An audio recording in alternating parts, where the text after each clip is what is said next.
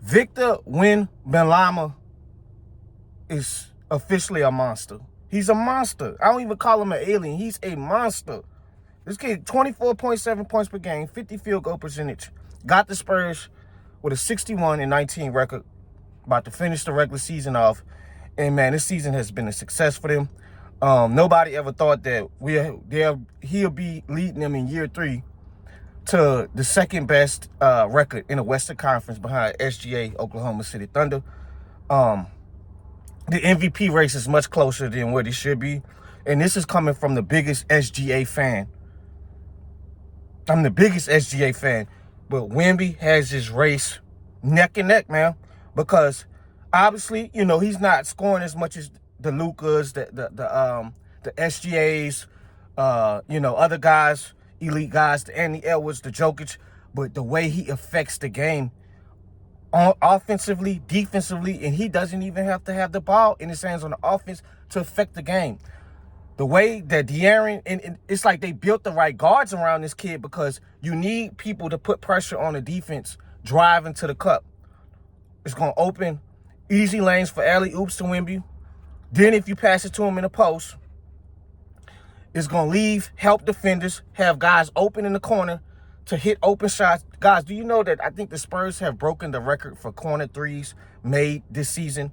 Guys wide open because the defense has to suck in and collapse to give help on Wemby. And Lord knows you can't not every game you can have him one-on-one with the biggest big man because 9 times out of 10 it's a mismatch. So you have to double, damn near triple. God and the guys that they have around him, man, they've worked tirelessly. Stephon Castle came in as a defensive player and a slasher, worked on his jump shot. Stephon Castle has been so great. I think he's averaging 16, 17 a game. After winning Rookie of the Year last year, he's elevated his game even more. Obviously, we know what De'Aaron does. Harrison Barnes, the twins, Champagnie. I think Champagnie broke the season. The single game threes made this season, and I can't remember what game that they played, but he broke the record. Elite three-point shooter. Then you got Keldon Johnson coming off the bench. He could go start on any other teams, regulate himself to be a great teammate, to come off the bench and be a sixth man for them. When Wemby's off the court, the offensive defensive rating and the net rating goes down. When he's on the court, one of the highest ratings this season. So it just shows how much this guy affects the game on and off the court, man. You know, my biggest gripe with Wemby, man, dog, you can go dominate. Just like how Shaq dominated when he was coming up in his younger days in Orlando, in early Lakers, you can dominate in the post. The big man Wemby, they're not trying to guard for real. They're not trying to bang with nobody in this generation. And even if they are, the ones that I respect on the defensive side of the ball, like Bam, he too small for Wemby. You can go dominate. You don't have to always settle for the trade ball all night. Go dominate. Get better in the post. Work on that. Continue to get better. And you still develop. You still have a solid post game. Work on that. But I want you to stay. If they can't guard you in the post, you need to be keep calling for the ball. Keep calling for the ball until they stop it. Stop always settling for them threes all the time. And even he's hitting them at a solid clip. I think he's like at 35. That's what you want. But I mean, some quick more stats, guys. He becomes the youngest player to record back-to-back 40-point games, 40-point and 15-rebound games. They had a 10-game the Spurs had a 10-game winning streak in March. And then it's just like, I think another stat was Spurs won 15 straight games with Wemby in the lineup.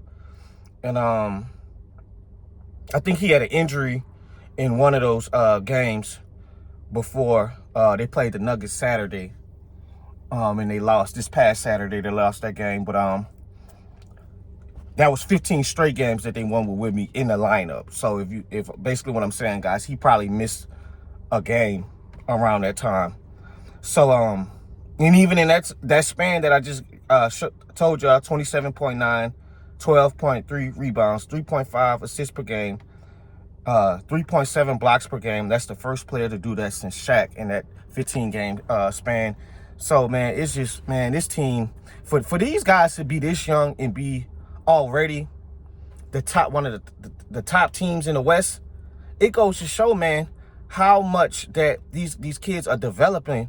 They all developing at a high level. I haven't even brought up the rookie Dylan Harper. Dylan Harper is going to have to start. So I'm not surprised the way that he's developed throughout the season. It's just the way he runs pick and roll, the way he gets open shots off the dribble. I like his step back. He's very silky smooth. He's very silky smooth. Very silky. De'Aaron is short term. De'Aaron is like this year, probably 2 more years after this, probably 3 seasons, because at the end of the day, they're trying to build this big three up, just like Tim, just like Manu, just like Tony Parker. And you keep great role players around them, you're going to transition to Wemby, Stephon Castle, and Dylan Harper. You're going to have to start Dylan Harper very soon. De'Aaron is perfect for right now to mentor him as well and be an elite elite point guard, a great point guard to put pressure on the defense and hit those little mid-range and hit those floaters and hit those tray balls at a solid clip. So I am very proud of this team. It's rumors about how they're going to fare up in a championship. And I think Wemby said, yo, man, if we get to the finals, we playing with house money. Because at the end of the day, all ball knowers, all we know, guys, is this season is a success for them. If they lose in the second round, third round, man, I ain't going to be mad at them at all. So they are playing with house money if they get to the finals. It's going to be tough because I don't know a lot of teams that's on their first go-round get to the finals. It took SGA a little bit of time with the Thunder. They lost in the play-in the first time. Then they lost to Luka. Tatum and Jaylen Brown took them a second, guys. Who else? Shit. It took Brian some time. It took Steph. It took them about 2-3 years to get to the finals. Steph, Clay, and Draymond. It takes time, man. You got to get that mentorship and you just got to get the reps in playoffs to get that experience up. Because that's all you're trying to do on your first go-around as you're a young crew like they big three, is just learning how to keep the intensity up in the playoffs and learn what you can and what you can't do, because you're going to be playing 40-plus minutes. So I'm not looking at them to make the finals. But, man, if they do find a way to do, shit, this will be one of the greater runs as a young crew team like the Spurs. So we'll see what happens, man. But I'm very proud of Wemby. It's neck and neck, man, because he's so important to this team at a high level on competing for MVPs with SGA right now. It's like, even though, bro, I'm the biggest SGA fan, man, Wemby will probably get my vote this year, and he do, because he's doing it in a small amount of time when he's on the court. But guys, the guy's averaging 25. If you round 24.7, that's 25 a game, playing 29 minutes. That is crazy. So shout out Wemby, shout out to San Antonio Spurs, and we're going to see what they're going to do down the stretch as we get closer and closer to the playoffs. I'm out, guys.